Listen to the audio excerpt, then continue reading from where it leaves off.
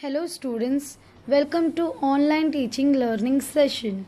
Today we are going to start a new lesson, chapter number 8, Civil Disobedience Movement, Standard 8, Subject History.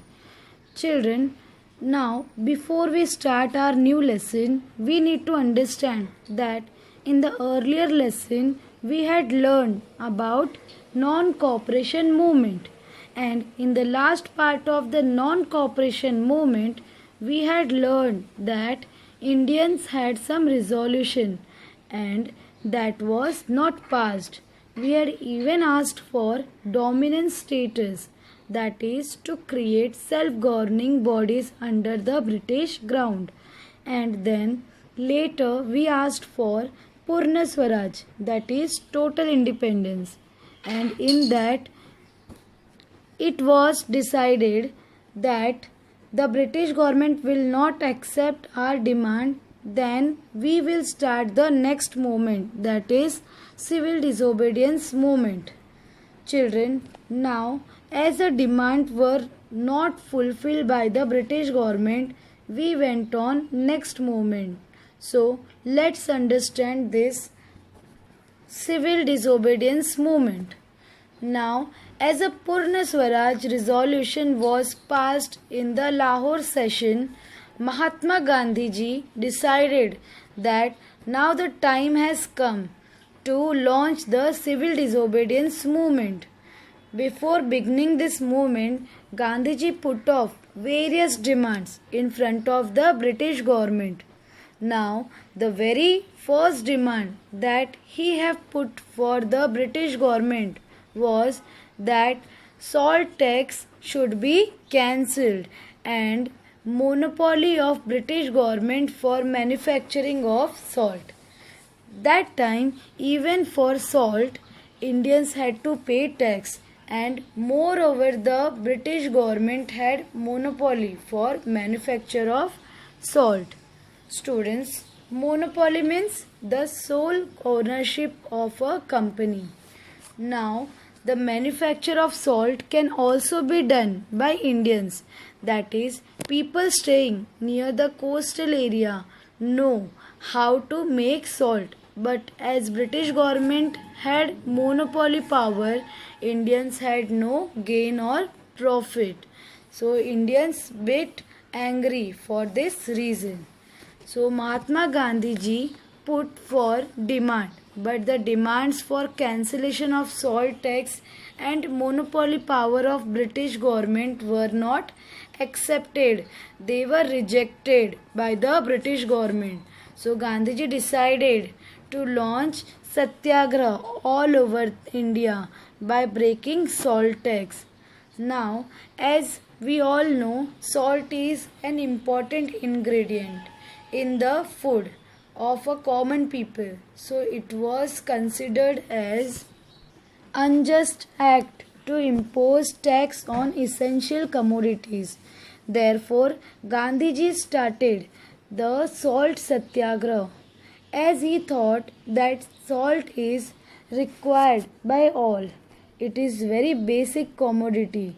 And Britishers imposing tax on salt is very wrong. So, salt satyagraha was considered as very symbolic. Now, the objective behind it was to break the harsh, that is the oppressive and unjust law of the British government through peace and satyagraha. Non-violence was the main principle of Gandhiji. He announced, "We will fight peacefully." Gandhiji selected Seashore in Dandi in Gujarat to begin the salt satyagraha. On 12th March 1930, Gandhiji set out from Sabarmati Ashram with 78 followers for launching the salt satyagraha. A distance of approximately 385 km was covered on foot, and Gandhiji delivered speech in the village on the way. Through the speeches, Gandhiji appealed to the people to be fearless and join the civil disobedience movement. Due to Gandhiji's speeches of civil disobedience movement spread everywhere and a favorable atmosphere was created. On 5th April 1930, Gandhiji reached Dandi. On 6th April, Gandhiji broke the Salt Act by picking up the salt laying on the seashore of Dandi, and the civil disobedience movement started all over the country. Now, one will be thinking, only Salt Act was broken. What was the great deal about it? But it was a great deal, children, as everyone were joining. The whole country was standing against Britishers, and this unity of people frightened the Britishers. Civil means people. Disobedience means that we are not going to listen or follow British government. So the movement started all over the country, and this movement first started with Peshawar Satyagraha. So children, next we will see the Peshawar Satyagraha.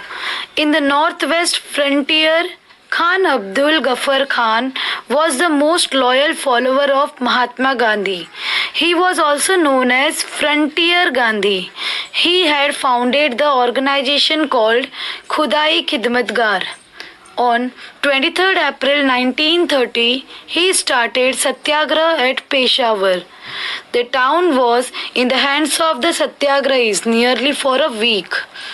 The British government gave orders to the Garhwal regiment to carry out open firing on the Satyagrahis, but Chandra Singh Thakur, an officer of Garhwal regiment, refused to open fire. He was court-martialed and was given a severe punishment. The British government found itself in a difficult situation due to the Satyagraha launched by Mahatma Gandhi. On 4th May 1930, Gandhiji was arrested. Then what happened? There was a protest all over the country due to the arrest of Mahatma Gandhi. So children, next is Solapur Satyagraha. The mill workers were on the forefront in the Solapur Satyagraha. On 6th May 1930, Hartal was observed in Solapur. A huge procession was organized in Solapur. The district collector gave orders of firing on the procession. Many volunteers along with Shankar Shivdare died in the firing. As a result, people started attacking police station, railway station, courts, municipal buildings, etc. The government declared martial law. Martial law means a situation in which the army of a country instead of the police controls an area during a time of trouble, and the agitation was suppressed. Those who took lead in this movement, such as Mallappa Dan Shetty, then Sri Krishna Sarda, Qurban Hussain and Jagannath Shinde, were hanged to death. So children, these were the freedom fighters who died fighting against the unjust rules of the Britishers. Till now, we learned after the non-cooperation movement, Gandhiji launched Satyagraha movement in India, that is civil disobedience movement. Okay, so children, let's take a short revision of the points which we had studied now. Okay, so students, we had talked about three events, that is Salt Satyagraha in Dandi, Gujarat on 12th March 1930, led by Mahatma Gandhi ji. Then we had also discussed about Peshawar Satyagraha on 23rd April 1930 at Peshawar by Khan Abdul Ghaffar Khan, who was also the follower of Gandhi ji. Next, we discussed about Solapur Satyagraha. This satyagraha was led by meal workers of Solapur on 6th May 1930. Okay children, so now let's continue with the lesson with the next satyagraha, that is Dharasana Satyagraha. Children, the satyagraha at Dharasana in Gujarat was led by Sarojini Naidu. Dharasana is a name of the place which is situated in Gujarat. The police lathi charged on the satyagrahis who came forward to break the Salt Act. Means the Salt Act, which is started by Mahatma Gandhi ji. People started involving in that act. Okay, the satyagrahis silently tolerated the blows of the lathi. Means satyagrahis were bearing the lathi charged silently. They were not going back. When they were taken away for medical aid, another batch of the satyagrahis came forward to replace them. Already they were planning for the batches. This continued endlessly. In Maharashtra, salt satyagraha took place at Wadala, Malwan and Shiroda. Means in Maharashtra also satyagraha took place. Okay, where there were no salt pens. The forest law were broken. There were jungle satyagrahis at Bilashi, Sangamanar, Kalwan, Chirner and Pushad in Maharashtra.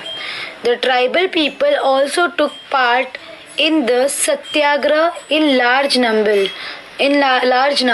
Means all over Maharashtra also people gathered and took participate in the satyagraha which is started by the Mahatma Gandhi. Okay student, so in Mumbai there was agitation against foreign goods. The next topic that we are going to discuss is about Babu Jenu. Students, Babu Jenu was a very important personality who inspired many people. In Mumbai, there was agitation against foreign goods. The vehicles transporting foreign goods were obstructed. Babu Jenu said a meal workers from Mumbai was in the forefront in this movement. A truck carrying foreign goods, safeguarded by the police, came in front of Babu Jenu. To stop the truck, he laid down on the road. Police threatened him, but he did not move from his place. Finally, he was crushed under the truck. Babu Jenu gained martyrdom. This sacrifice of Babu Jenu gave inspiration to the national movement. Now, let us look at some of the features of civil disobedience movement. All the members till now were limited only to urban areas, but this movement became a nationwide movement. People from rural areas registered their participation. Women also took part in large number. Kasturba Gandhi, Kamala Devi Chattopadhyay, Avantika Bai Gokhale, Leelavati Munshi, then Hansaben Mehta led the satyagraha. This movement was based on complete non-violence. The British government was trying greatly to suppress the movement, but the people protested unarmed. Due to this, the Indian people became fearless and wanted to get freedom. Struggle were going on all over the country to get freedom. Children, with the struggle going on all over the country, Britishers turned their focus on civil disobedience movement and on the constitutional issues regarding India. In the opinion of the British Prime Minister Ramsay MacDonald, while the civil disobedience movement was going on, the constitutional issues regarding India should be thought over for this purpose. He organized a conference at London. This conference is known as Round Table Conference. Children, Round Table Conference. In the opinion of British Prime Minister Ramsay MacDonald, while the civil disobedience movement was going on, the constitutional issues regarding in India should be thought over. For this purpose, he organized a conference at London. This conference is known as Round Table Conference in the period between 1930 to 1932. 3 round table conferences were organized. First round table conference. Ramsay MacDonald was a chairman of the Round Table Conference. Representatives of England and India participated in the conference. These included Dr. Babasaheb Ambedkar, Sir Tej Bahadur Sapru, Barrister Jinnah, etc. In the conference, there were discussions on various topics such as responsible government at central level, then establishment of federal state in India, etc. Representatives of different political parties in India and rulers of princely states participated in the conference. However, the Indian National Congress did not participate in it. Indian National Congress was the body that represented the country. It was a very important part of the country. But without its participation, the deliberation in the round table conference were indeed meaningless. So, after the failure of first round table conference, the British Prime Minister expressed his hope of participation of Indian National Congress in the second round table conference. In view of the appeal made by the Prime Minister, the Viceroy released Mahatma Gandhi and other leaders from prison. Thus, a conducive favorable atmosphere was created for the Congress to discuss the issues freely. A pact was signed between Mahatma Gandhi and Viceroy Irwin, which is known as the Gandhi-Irwin Pact. According to this pact, the British government assured that the system of responsible government would be added in the proposed constitution of India. Consequently, Indian National Congress withdrew the civil disobedience movement and agreed to attend the Round Table Conference. Children, now next we will see second Round Table Conference.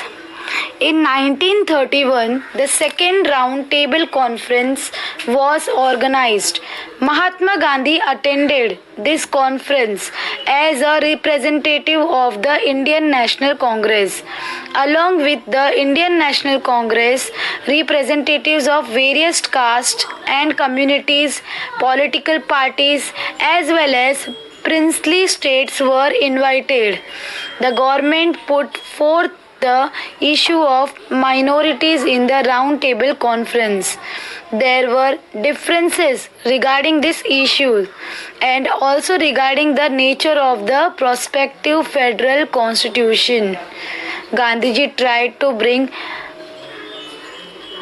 unanimity in the opinion but was unsuccessful. Finally, Gandhiji became disappointed because he became unsuccessful and returned back to India. Okay children, next we will see Pune Pact. Dr. Babasaheb Ambedkar represented the Dalits in the Round Table Conference. He demanded separate electorates for the Dalits. After the second round table conference, the British Prime Minister Ramsay MacDonald declared communal award. According to it, Dalits were given separate electorates. Gandhiji went on fast unto death at Yeravada jail, protesting against the granting of separate electorate on the basis of caste. The leaders of Indian National Congress requested Dr. Babasaheb Ambedkar to reconsider the demand for separate electorates. Keeping in mind the interest of the nation, Dr. Babasaheb Ambedkar was ready to accept this request. In 1932, Mahatma Gandhi and Dr. Babasaheb Ambedkar signed the famous Pune Pact. According to this pact, separate electorates for the Dalit was cancelled and a provision for reserved seats was made. Okay students, so next we will see third round table conference. In November 1932, the third round table conference was organized in England. The Indian National Congress boycotted the conference. Thus, this conference proved to be futile.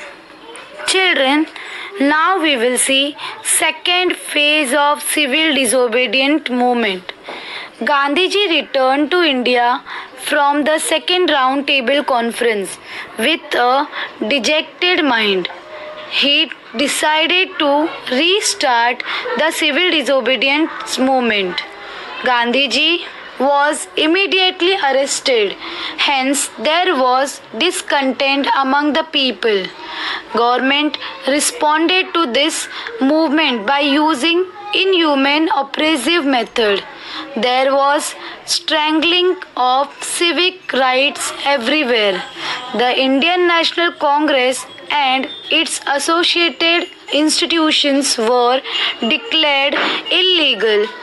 Restrictions were levied on national newspapers and literature. Finally, in April 1934, Gandhiji withdrew the movement and the historic phase of civil disobedience movement came to an end. So, in April 1934, the civil disobedience movement totally ended. But it gave rise to many more movements ahead where the Indians were fighting their struggle for independence. So children, in the next session we will be studying about the last phase of struggle for independence. Thank you students. Children, if you have any doubt, then you can ask me during the doubt clearing session. Kindly read the lesson and watch the video again and again. Thank you so much.